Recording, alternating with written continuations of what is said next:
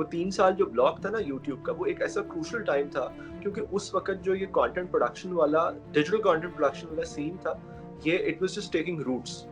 उस वक़्त जो लोगों ने अपने चैनल्स शुरू किए थे या जो अपनी कंटेंट प्रोडक्शन की कंपनीज़ आउटलेट शुरू किए थे ऑनलाइन, वो अब मिलियंस कमा रहे हैं। अब वो ट्रांज़िट कर रहे हैं नेटफ्लिक्स पे और इवन मेनस्ट्रीम सिनेमास में। अच्छा, उस वक़्त पाकिस्तान से भी कंटेंट प्रोड्यूसर्स आए थे। मेरी जो पहली वीडियो आई थी, उसके 1 हफ्ते बाद लिली सिंह एक बड़ी मशहूर यूट्यूबर है कनाडा की, उनकी और मेरी वीडियो एक ही हफ्ते में पहली बार।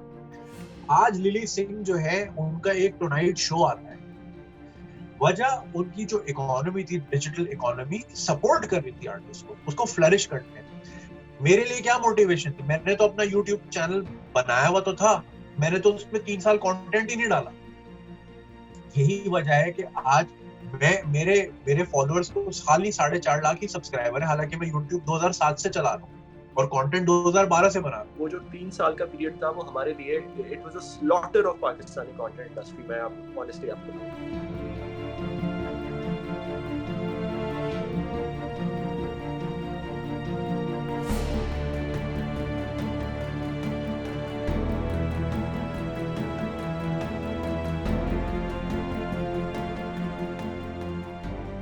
जो कंटेंट प्रोडक्शन है वो किसी भी तरीके से मोनेटाइज करने का कोई मामला नहीं है पाकिस्तान, चाहे वो टीवी हो चाहे वो इंटरनेट। उसके बाद जो लोग थोड़े बहुत पैसे कमा रहे हैं टिकटॉक से या बीगो लाइव जैसी ऐप से, उनको भी अब हमने जो है ना वो उस कैटेगरी में रख दिया कि ये भी ना काम करें। अच्छा, बैंस भी बड़े मजाइका कहते हैं ना, अब वो ऑब्सैनिटी पे की वजह से, ऑब्सैनिटी और मोरालिटी की वजह से।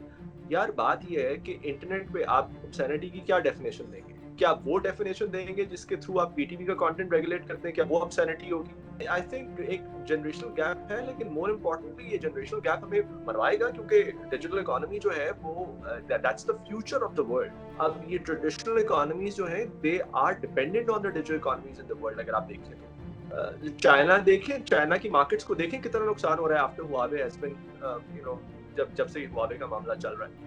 नेक्स्ट, अगर लेट्स से यूके ने या किसी और वेस्टर्न कंट्रीज ने लेट्स से अलीबाबा पे वो कर दिया कि अलीबाबा से आप चीजें ऑर्डर नहीं कर सकते, तो आपका ख्याल है कि चाइनीज इकोनॉमी में फर्क नहीं पड़ेगा?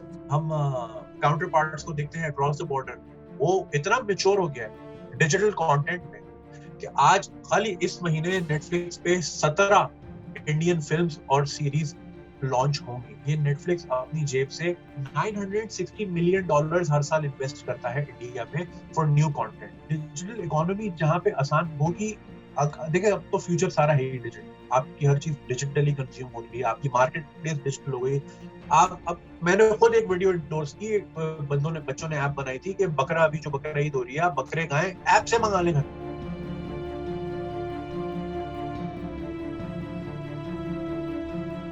इस वक्त बात रेगुलेशन की हो रही है, regulation of content under the पीका लॉ की बात हो रही है। जो सुप्रीम कोर्ट में केस था वो भी एक हेट स्पीच का केस था, जिसमें इसी चीज़ पे, रेगुलेशन पे ही बात हो रही थी।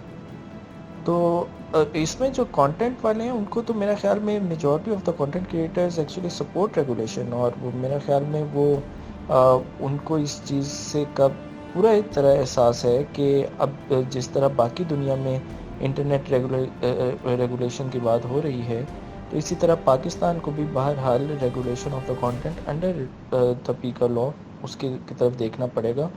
मैं हूं सारा जमान। वॉइस ऑफ अमेरिका दुनिया भर से अहम खबरें और दिलचस्प कंटेंट लेके आता है आपके लिए। तो सब्सक्राइब कीजिए उर्दू VOA का YouTube चैनल और बेल आइकॉन दबाना ना भूलिएगा।